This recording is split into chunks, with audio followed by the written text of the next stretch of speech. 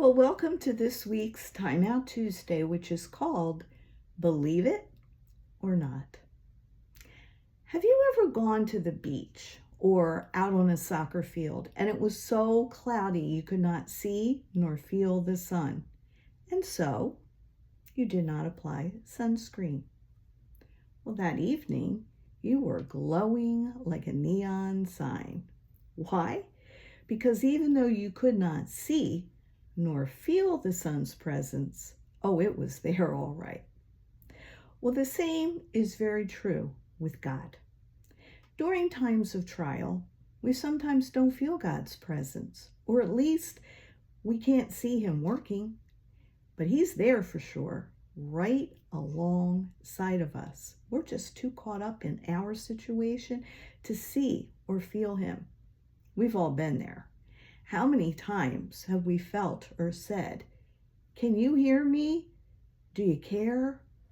Are you going to answer me? Where are you, Lord?" And the answers are always, "Yes, I hear you. Yes, I care. Yes, I'm going to answer you. And where am I? My child, right here with you." It is so easy to get caught up in our troubles, and I'm not making light of them. They can be scary. They can last for a really long time. They can seem insurmountable, overwhelming.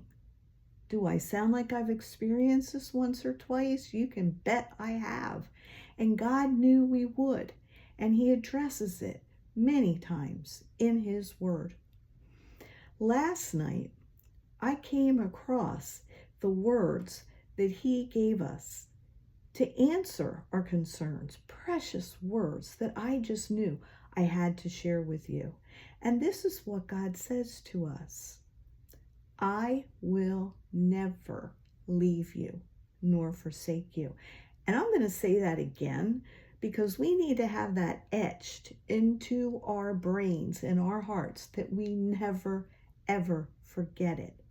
I will never leave you nor forsake you. Never. God gave this message to Joshua before he led the people into the promised land. Now, imagine what Joshua must have been feeling. He's taking over for Moses. He was going into a land where people with large, strong armies lived. But Joshua entered with the strength of a promise, one that was true. Notice, it did not depend on obedience or sacrifice or anything else they could do. The promise held true purely on God's word and His love.